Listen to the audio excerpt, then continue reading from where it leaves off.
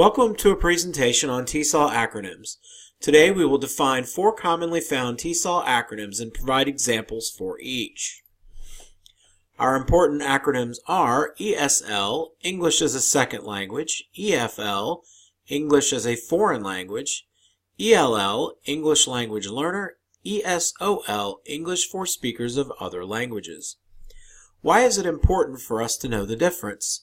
It provides you with a general understanding of a student's learning background and their exposure to English. It allows you to properly place them in the correct class. It ensures that you have proper supports in place to optimize their chances of success and the ability to meet the needs of the individual student. ESL, English as a Second Language. Students who move to an English-speaking country, such as Australia, United Kingdom, or the United States, who are learning English as their second language would be considered ESL students. ESL is a generic term for English learned as a foreign language within the culture of an English-speaking country, according to Brown. For example, Marco and Karine are from Peru. They recently moved to California where they attend school and are learning English. They are ESL students learning English in an English-speaking country. EFL, English as a Foreign Language. A student studying English in a country where the primary language is not English would be considered an EFL student. According to Brown, EFL is a generic term for English learned as a foreign language in a country or context in which English is not commonly used as a language of education, business, or government. For example, Jiang lives in Vietnam and learns English in her elementary school. She is an EFL student. ELL. According to the state of Florida, ELL is defined as someone who was not born in the U.S. and whose native language is other than English, was born in the U.S. but who comes from a home in which a language other than English is the most relied upon for communication, and or is an American Indian or Alaskan Native who comes from a home in which a language other than English has had a significant impact on his or her level of English language proficiency, and who as a result of the above has sufficient difficulty speaking, reading, writing, or understanding the English language to deny him or her the opportunity to learn successfully in classrooms in which the language of instruction is English. ELL is a term most often used in grades K through 12 to refer to students enrolled whose primary language is not English. They are enrolled in the ESL/ESOL program in the schools they attend. Generally, adult learners are not considered ELL. For example, Ahmed is from Turkey and is enrolled in an elementary school in Florida. He is an ESOL student because he is learning English as his third language. He is enrolled in the ELL/ESOL program at his school. ESOL, English for Speakers of Other Languages. EFL and ESL students would also be considered ESOL students. Many EFL students are learning English as a third, fourth, or perhaps fifth language, which makes the English as a Second Language ESL label inaccurate. ESOL is a term that covers all English language learners. ESOL is a term used to encompass both EFL and ESL students.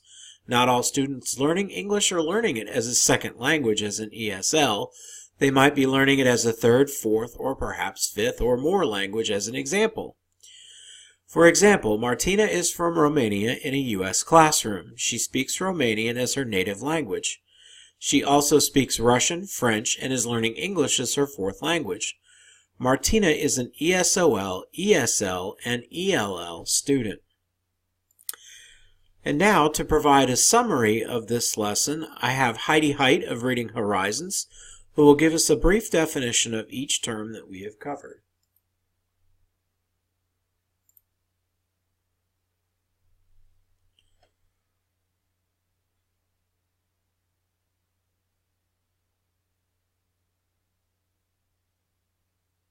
What are the different acronyms used to describe ESL students?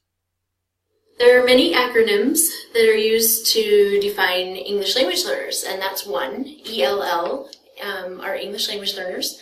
There's also ESL students, EFL students, ESOL students. You may have heard the acronym ESP.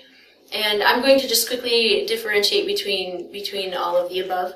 Of course, ESL students is probably the most common term that people are familiar with. And an ESL student is a student who's learning English as a second language.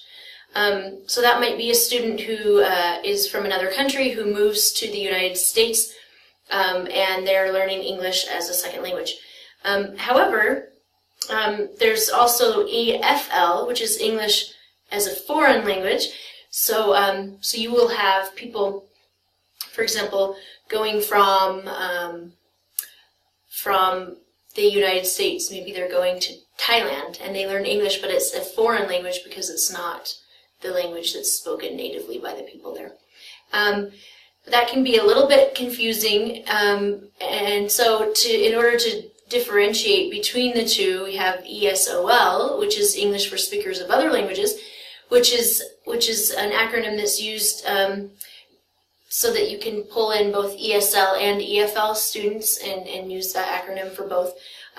Also, some people argue that people learn English as a third, fourth, fifth language, so ESL is not a real accurate acronym anyway.